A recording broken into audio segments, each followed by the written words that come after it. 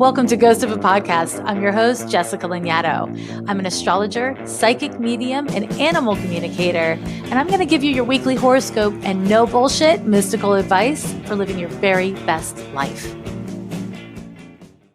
I like using astrology way beyond signs, and I'm obsessed with the outer planets because I'm really interested in how inherited issues are reflected in the birth chart and how they impact our relationship to ourselves and others. And that, my loves, is all in the book I wrote called Astrology for Real Relationships, Understanding You, Me, and How We All Get Along. It drops on New Year's Eve, 2019. Very exciting. And I hope you pre-order it anywhere that they sell books. Delightful books anyways. But don't just take my word for it. Listen to dear friend and astrologer Annabelle Gatt. She's the author of Astrology of Love and Sex. And she says, forget everything you think you know about astrology and relationships. Astrology for Real Relationships is here to save you from the junk on the internet, guiding you through the planets and their placements to give budding and seasoned astrologers lessons on intimacy through an astrological lens. With this book, everyone can benefit from Jessica's decades of experience as a consulting astrologer. Pre-order it wherever books are sold. Also find links on lovelanyadoo.com.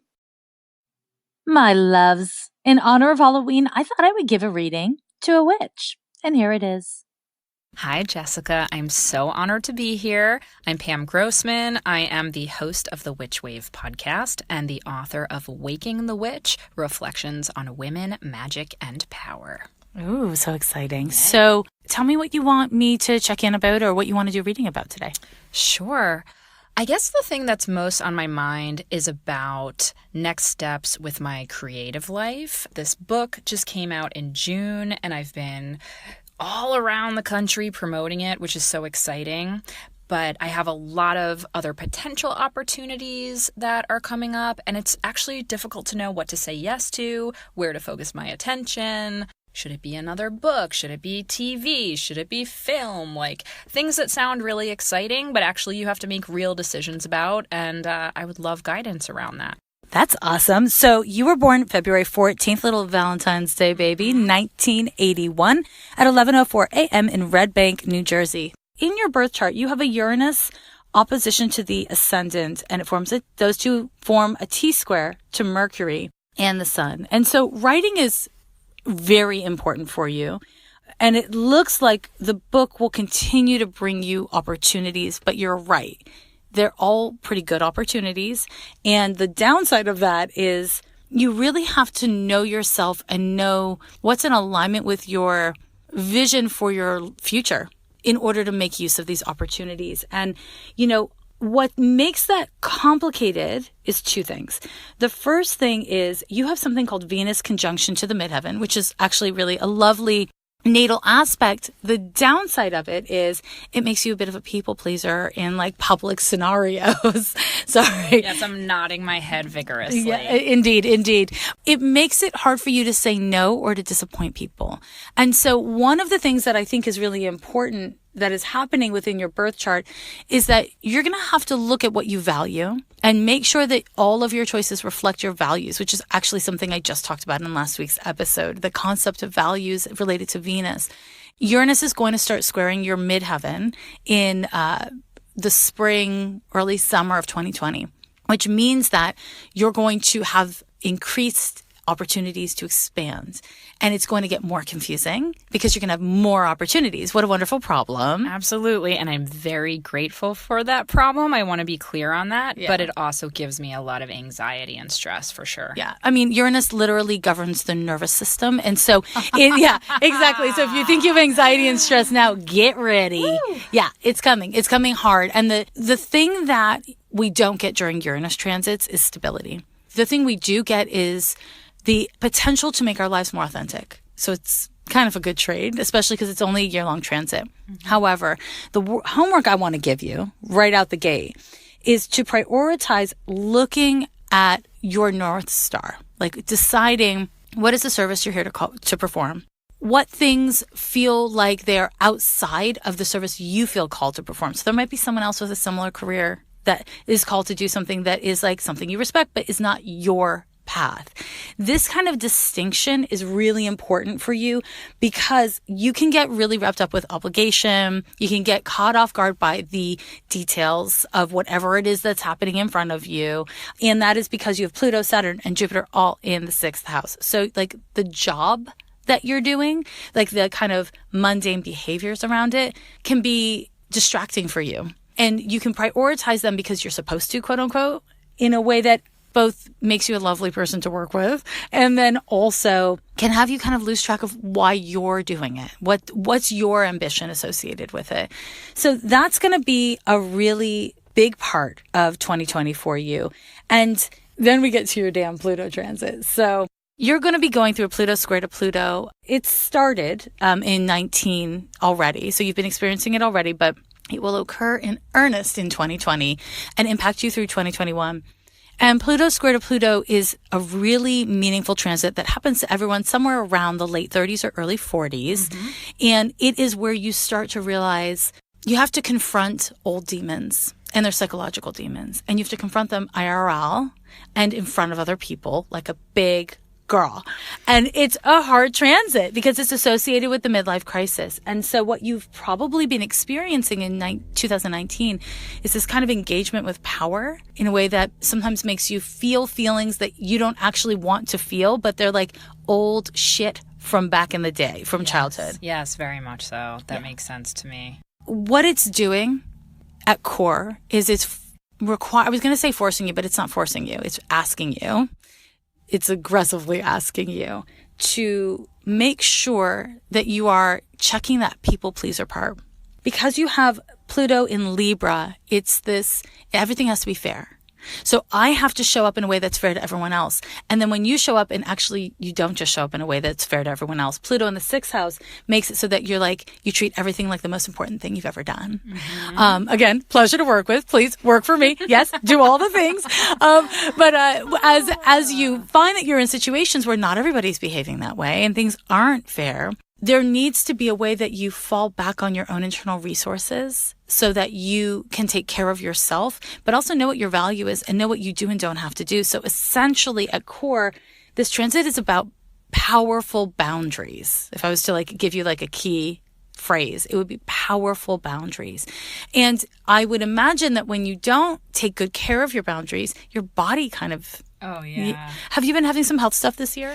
Yeah. And honestly, the last few years, one of the reasons that I transitioned from, I had a day job for 14 years in corporate America and was doing all of my witchery on the side. Mm-hmm. And then I was having so many some physical ailments. And then my father had some illness that we really needed to be addressed quickly.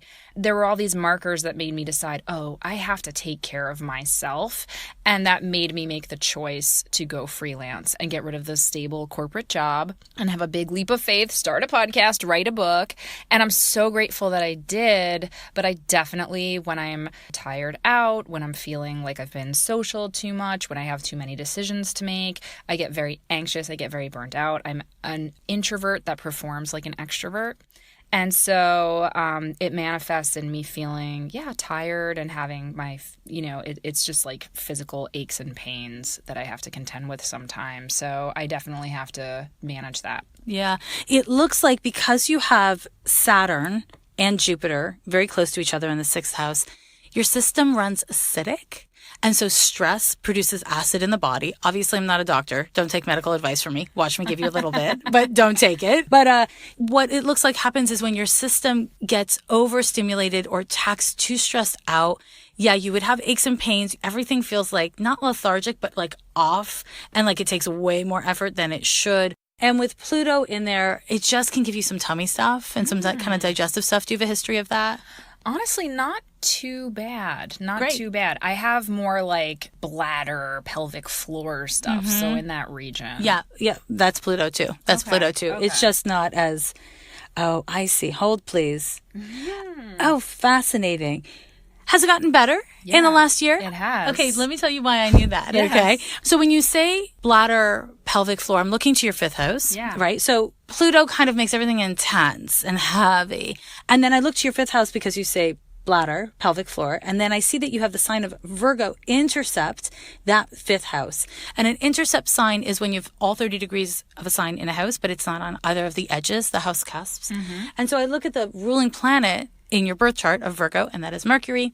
And Mercury is the focal planet to a T-square, as I said. And so as your book has come out and you have a greater voice in the world about the things that you actually care about, your body does not need to somaticize the need to say your piece and speak your truth. Because of Uranus being squared to that Mercury, speaking your truth and allowing yourself to do something that is quite vulnerable and scary, which is saying, yeah, I'm a witch, saying it in the world. It is inviting in all the things, not just the praise from other people who think like you think, but inviting in all the things. And doing that is actually what your calling is.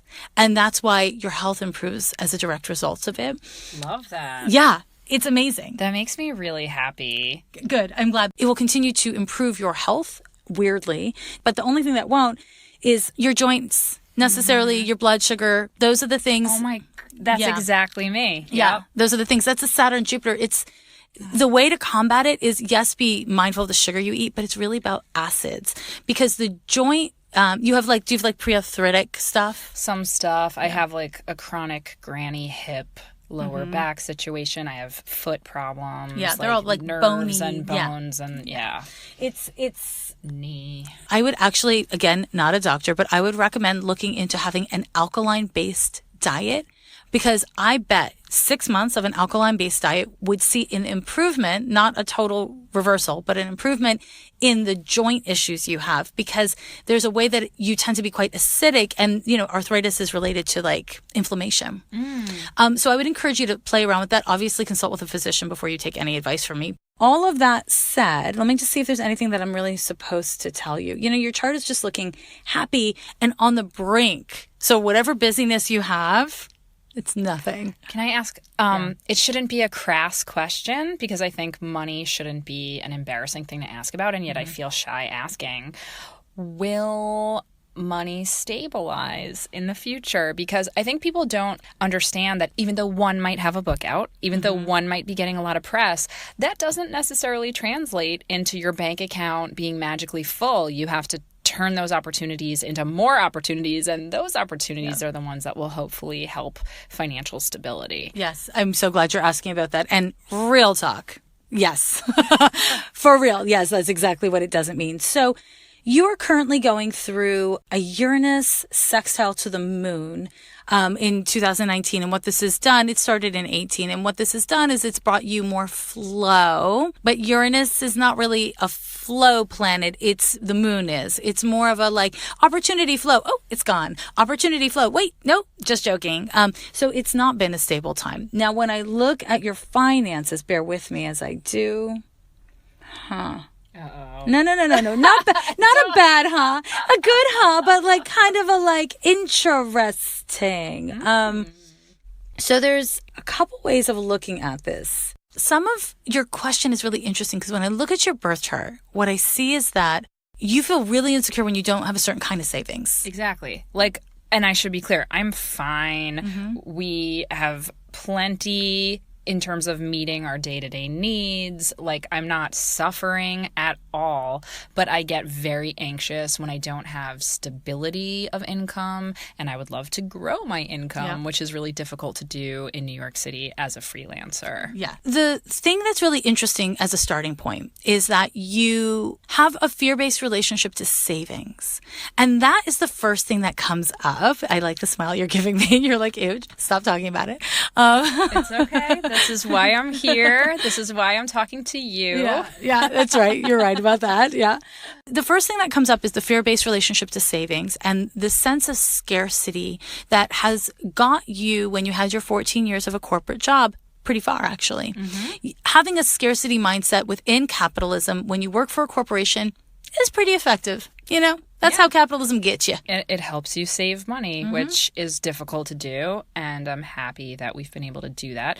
Not as much money to, buy a home, for example, but enough that we're okay, for sure. Right.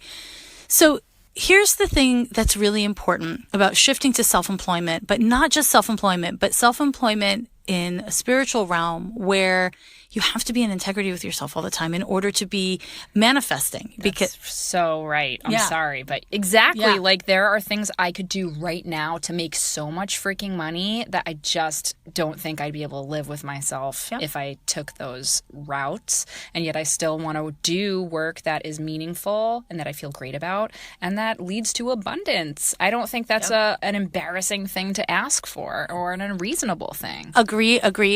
Those were me pressing the agree button, the like button. Here's the work of it for you. You know how to save money and kind of amass resources from a scarcity mindset. You know how to stand in your spiritual truth and only do what's in alignment with you. What you haven't done is build that bridge in betwixt the two where you find a way to relate to saving money, asking for money, holding money, giving money, like paying for things in a way that feels abundant. You're still in that scarcity mindset, and that scarcity mindset doesn't work when you're a professional freelancer / professional witch, right? Mm-hmm. For me, it's not about you're fine, don't want more. It's about recognizing that all of your parts are not in alignment with each other on this. And the reason why is because your saving good money sense mentality only works in corporate environments where someone else is paying your 401k. And your manifestation, I'll do what's in my truth, only works when you don't care about money at all. And so there's a way that you haven't cultivated your own value system as a materialist who wants to grow old and retire and have insurance and maybe own a home one day. And that's the missing piece. That's the bridge between I have good money sense, I believe I deserve to be paid for my efforts, and I don't think that capitalism is the most important thing, and I'm not willing to sell my soul or my integrity for cash money flow, right? So that's actually the answer to your question, which is not exactly an answer to the question, but this is where stepping onto the path of doing spiritual work for a living is a pain in your fucking ass. Right. Yeah. Right. Because spoken like one who knows. Yeah, exactly. Spoken like one who's had to do this. When you act like a muggle, but you know that you've actually been in several years of Hogwarts, you know, you just don't get your spells to work. That was a metaphor. I was pandering to millennials. I hope it worked for you. I always love a Harry Potter reference, so I'm good. Okay, good. Me too. I love it very, very much. So the key really is to be able to develop a spiritual mindset that is about materialism, that does not in any way reflect the fear that has worked for you with capitalism. And it also isn't idealistic in the way where you're just like, oh, you know, the universe will provide even if I don't do anything to make that happen, right? Mm. That's the work in front of you. So the stability you're seeking needs to primarily come from inside, and then you will manifest organically the material circumstances you're wanting outside. Does that make sense? It does. How would you recommend I do that, Jessica? Great question. So the first thing I'll say is you've done this before for other things, right? Absolutely. Okay. So you already know how to do this. That said, a second and more helpful thing I'll say is in order to successfully do this, you have to acknowledge that you have fear and that you agree with your fear. You believe in your fear. There's not enough. I have to play by the rules of the game. There's a certain amount of money I should have in my savings account and I shouldn't invest in other things to fuck with that amount, right? Like there's a lot of fear. Some of it may have wisdom to it and some of it might not, but fear has the result of making us recoil or overreact, right? So starting with, okay, I can't do my like magical Hermione thing when I'm in a state of fear because fear turns us into a muggle. Always. So we must first be kind and generous and present with the fear in order to start to bring your magic to it. So if what you do is you try to bring your magic straight to the topic, it won't work and you'll be like, why isn't this working? Because there is a meaningful part of you that is being super muggly about this. And that's okay. It's money. I'm not saying that you really should be Harry Potter because Harry Potter is a literal movie. But the reality is some of fear is actually wisdom and some of fear is just fear. And you don't know which is which for you. And I don't think that there's a singular answer because I don't know what your circumstances are, what your goals are, what your partner's circumstances and goals are. Mm-hmm. And these things must be considered, right? As we grow a self-employed career, Oftentimes you have to put your time or your money into things that don't give you money back. And that's an investment in your future. And sometimes that makes sense. Sometimes it doesn't. So you want to hold space for the not knowing. You want to hold space for the emotions. And when you make plans, make sure those plans leave room for fear. Yes. Yes. That makes a lot of sense to me. Good. Now, the other thing I'll say, the following step is, you're a writer, write some shit down. You know what I mean? Like seriously, listen to experts who talk about money, not from a highly capitalistic way, but from a kind of spiritual context, but also a social consciousness context so that you can, that's the key. Exactly. Right. Yep. It's finding ways of recognizing your power, and your privilege, and recognizing your intention, recognizing where you really are struggling and where you also have access or resources to tap on.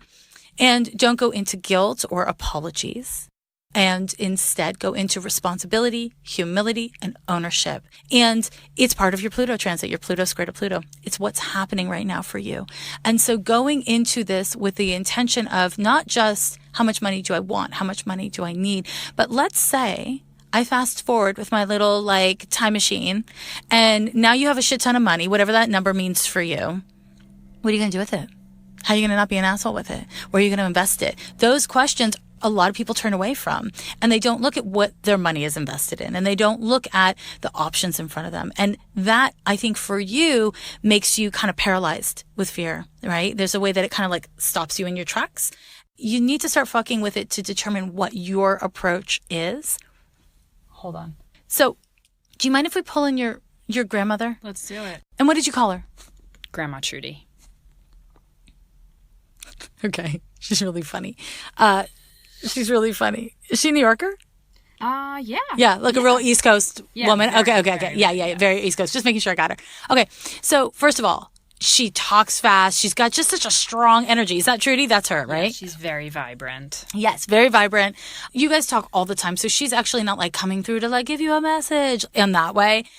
It's, I'll tell you, she's not giving me language. She's just showing me this. What she's showing me, and this is definitely not her languaging, I want to be clear, is it's time for you to step into your power. It's time for you to actually tolerate being in your power when there's, for lack of a better way of saying it, a wobble there. There's I'm not used to being in this power in this much light, or I'm not used to being in my power around $15 in my pocket instead of $12.99 in my pocket. It's not major things, but there's these lines you're crossing that are major for you. And doing the work you do, the more that you can hold space for the complexity and messiness of your journey around holding abundance on the material plane, the more that you can help others to do it. And so it's not just for you, although it's also very, very much for you. It's also so that you can perform a service of holding space for others in their journey with it. And that's a meaningful part. Your grandmother's saying that I've gone too far because she doesn't want you to start teaching people about this. She wants you to be selfish with it for a little bit, hold on to it, because the fear around it is really deep. I don't know if it was on that side of the family or not, but was there a person in your family who lost everything? Not everything, but a lot. Okay. She's showing me that this is the inherited trauma part of it, is that you have this conviction that has been handed down to you that, you could do everything right. You could do everything right. I can't even tell you, I'm going to cry. It's not my story to tell, so I can't go into details, but that happened very profoundly in my family, of people who did everything right, really good people, made a lot of financial decisions in these really, in the smart ways, listen to all the advice, and lost so much money. Yeah. And so, it was really a hard thing. Yeah. And what your grandmother is showing me is that is why you need to not be teaching this. See, when I was talking about it, I didn't mean creating curriculum. I meant energetically holding space. But your grandmother's saying even that's too much, because this is so personal.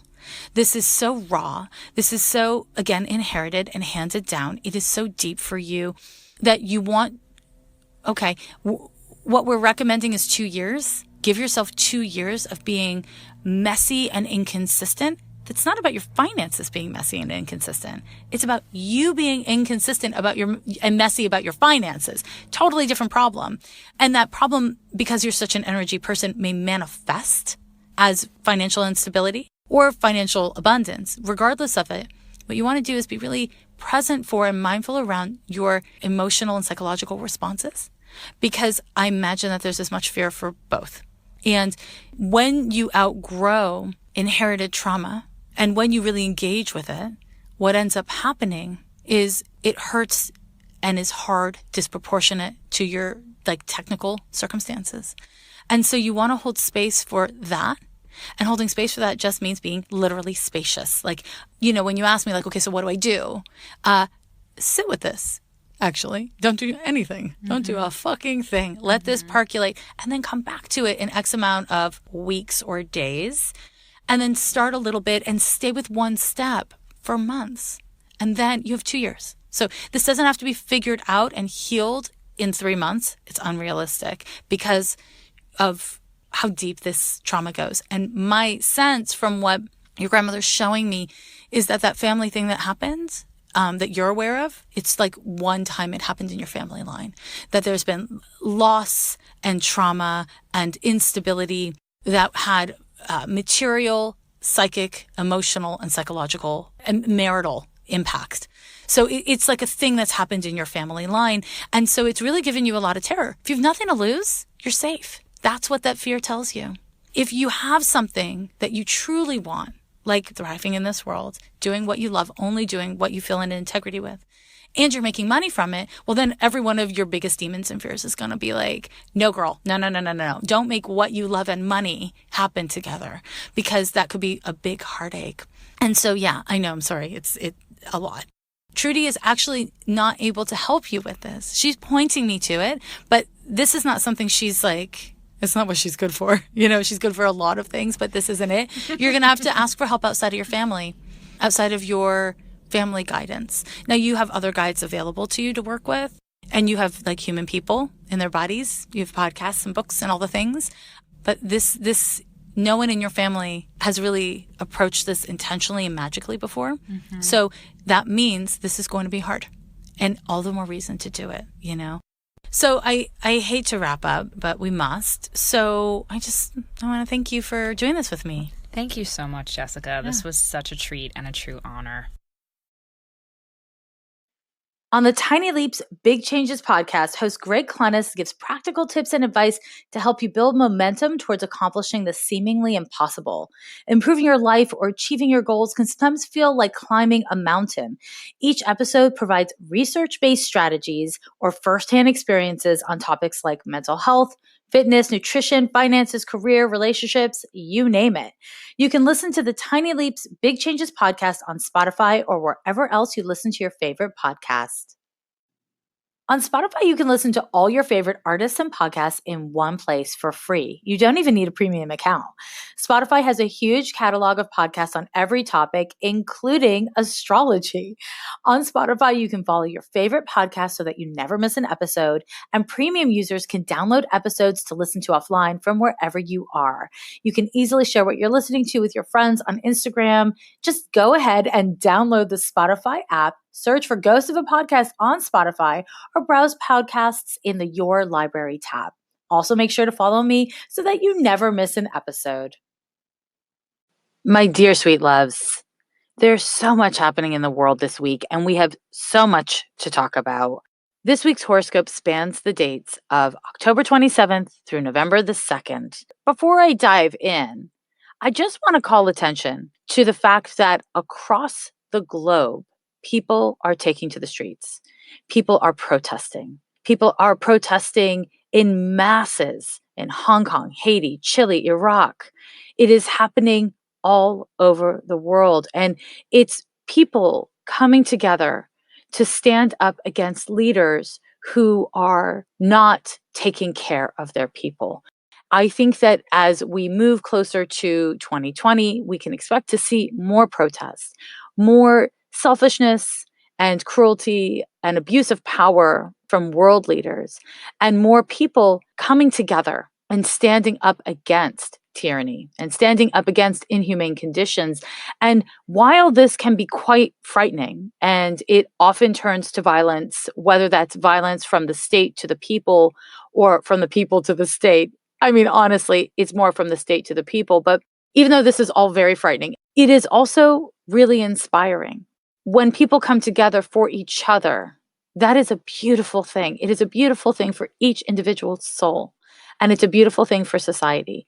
And what I've been talking about, the transits of Saturn and Pluto in the sign of Capricorn, the risk is that we lose our humanity, that we just put our head down and we push through, we struggle through. And the potential is that we come together as a community, as a society, and then even larger as a global society. And we stand up for each other and we advocate for each other and we participate with each other. And this requires that we look up from our phones, that we kind of challenge ourselves. And unfortunately, a lot of times when we finally stand up and take meaningful action to make change, whether that's in our personal lives or in society, it's because we feel that we have no other choice. It's because things have gotten that bad. And it doesn't have to be that way.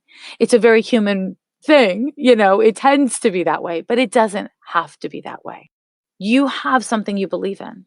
Maybe it's racial justice. Maybe it's climate change. Maybe it's, sexual liberation. I don't know. Maybe we share ideas about what is most important, and maybe we have different ideas. But regardless, if we wait until things are dire to take action, to do what's right, then those actions will be more difficult and they may or may not be as impactful. So this is a little like call to passion, call to action. And if you don't know about these global protests, if you don't know about what's happening in countries that are not your own, my loves, look it up. Jujel, jujel, jujel.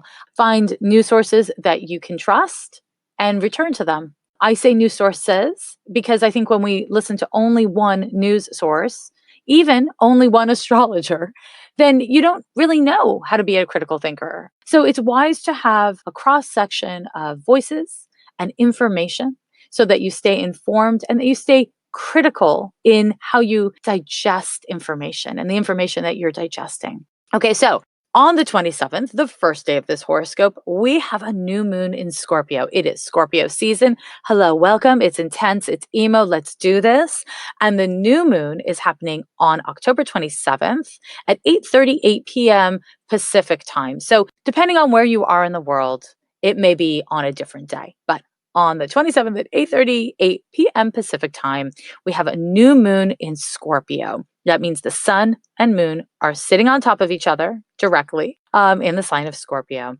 And in this particular new moon, we also have the planet Uranus forming a really tight opposition to the sun and moon. This can be quite an explosive time. New moons are always a time for renewal. It's a great time for invigorating vision, starting something new, figuring things out. New moons are beginning. It's a new cycle. And when we talk about the moon, it's about emotions. It's about what you feel, how you process your feelings, how you relate to yourself, how you relate to others. It's how you care for yourself and how you relate to the things and people you care for. Now, with Uranus in the mix, that's impulsive. It is a planet that cannot be predicted, really. And so when we have Uranus, we can expect the unexpected. We can expect surprises. And those surprises may be awesome, may be awful, TBD, nobody knows. So don't freak out. At the same time of this new moon and this opposition from Uranus, we have a pretty tight Mars square to Saturn. Now, Mars square to Saturn, whenever I see this transit, I'm like, okay, so it's like being stuck in traffic and you can't do a damn thing about it. And you've got somewhere to be and you want to be in that place, but you're stuck and you might be angry, you might be defensive, but there's nothing you can do about it. And there's no one you can really blame. It's just your circumstances are blocking you. That's Mars square Saturn. This sucks. It's like intensely frustrating. Now, depending on where you're at in your life, you might find that you're actually able to get things done around this new moon and around this transit. You might find that you're like actually following through and executing on your plans really efficiently. That's the positive side of this transit that can happen. But this is the thing about astrology, kind of like I was talking about in like global and political stuff.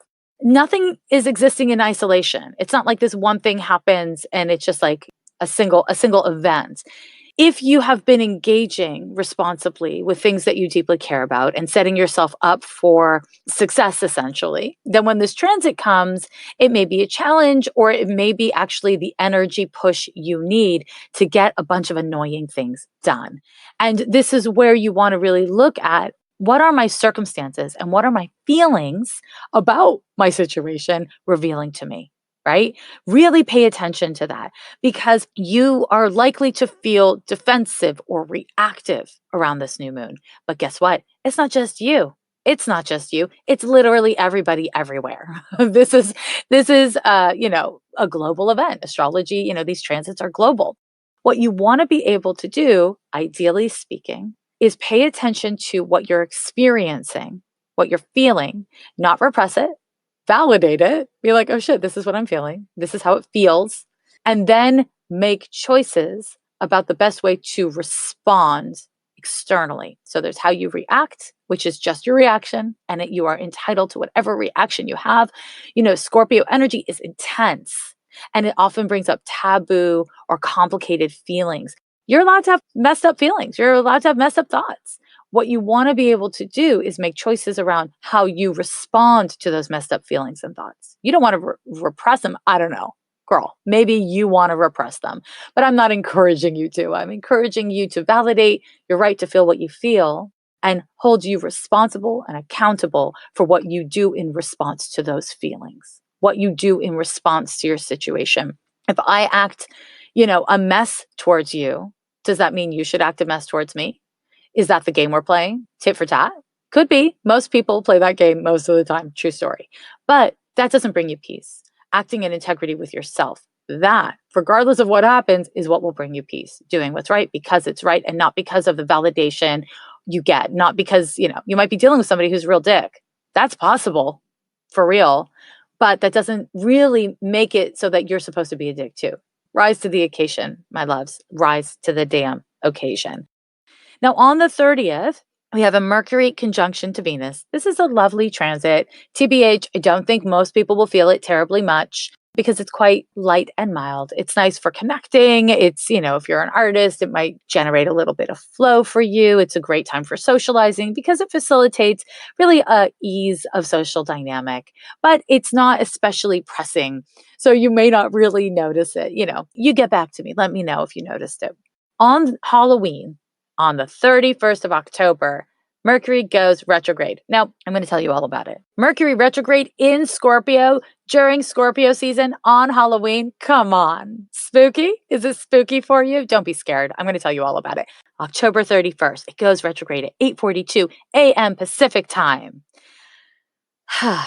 Jesus. This damn Mercury retrograde. The shadow. I've already talked about the shadow last week. I've been feeling it. I haven't been enjoying it. It's just been a bit of a heavy road. And let me tell you why. We're back to that Saturn-Mars square. Not quite as tight as it is in the new moon chart, but this Mercury retrograde is going to feel frustrating. It's a transit that has the potential for a lot of defensiveness. And that's not awesome, right? What you want to remember is that we all have the right to misunderstand. We all have the right to change our minds, to be confused. Mercury retrogrades are meant to be a time when we reflect, we review, we reassess. This gives us the opportunity to refine our ideas, our attitudes, even our relationships. The problem is we live in such a completely mercurial world where everything we do is through technology.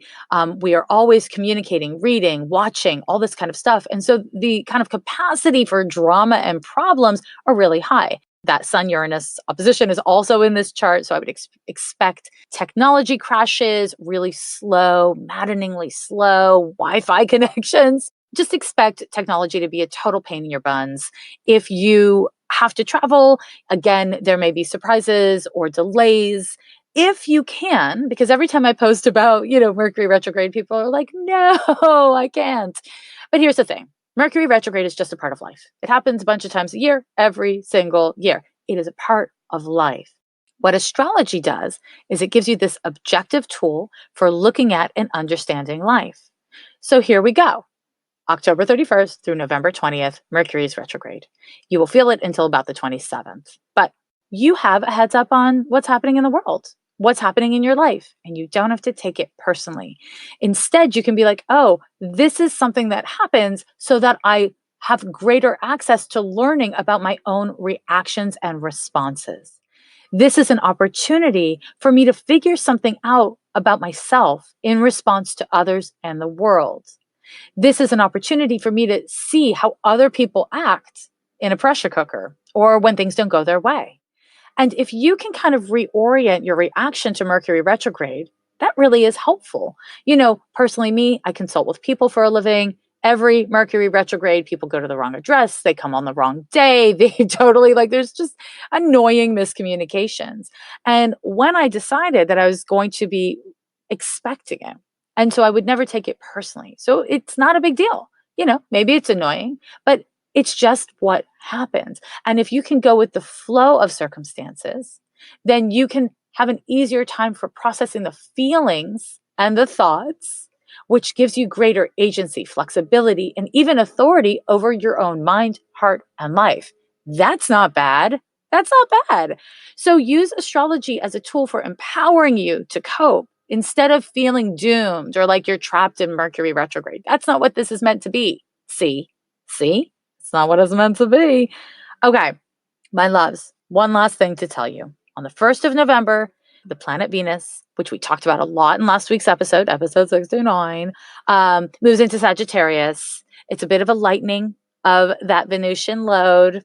Venus in Sagittarius, not going to say too much about it. It's a lovely shift for socializing. It's a lovely transit for having adventures and experiences with other people. It's a nice light energy. It's dynamic and it's forward moving. We love all those things. However, with all the heaviness of Scorpio season, of this Mercury retrograde, I'm not sure how much you're going to feel it.